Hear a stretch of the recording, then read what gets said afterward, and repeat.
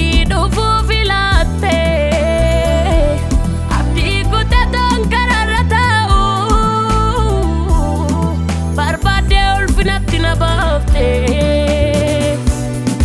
sinaalu garaa kee jiraadhe sinaalu sinaalu barru garaa nyaadhe sinaalu sinaalu sirkaa nyaadhe dhugee sinaalu sinaalu sirkaa waaqoo gogee sinaalu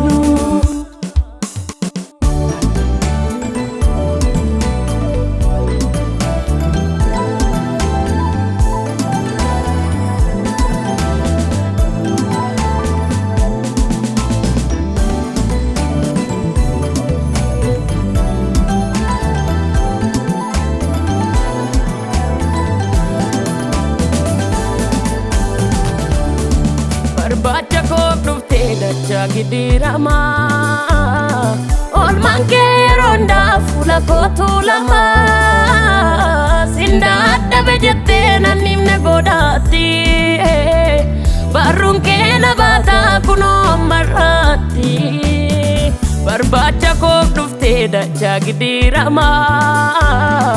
oolmaan kee rondaa fuula kootu lama sindaadhabe jettee nan himne godhaatti barruun kee na baataa kunoo ammarraatti bakka abbaa koo buutee na jajabeessita bakka dhagoos buutee naanna gorsita natti badeen beekuu qawwaan koon argamu olaana koo maqaan kee ajajamu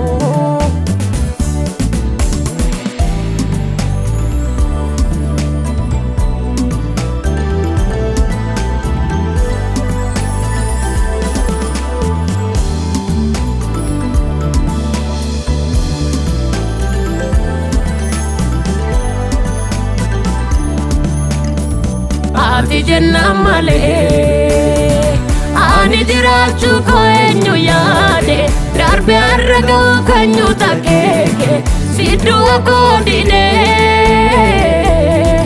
iddoo siif hin malle naaf dhufteetu rakkina koo narraa urgufteetu si bara naaf fidee ati Jennaan malee ani jiraachuu koo eenyu yaade darbe har'a ga'uu keenyu takeeke sidduu koo didee iddoo siif hin malle naaf dhufteetu dukkana koo narraa urgufteetu si bara naaf fidee sinaalu garaa kee jiraadhe sinaalu sinaalu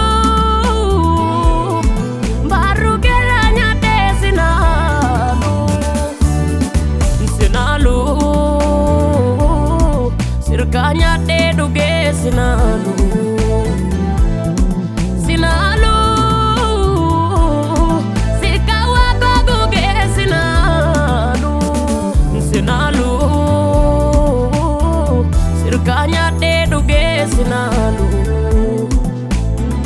sinaalu sirkaa waaqoo gogee sinaalu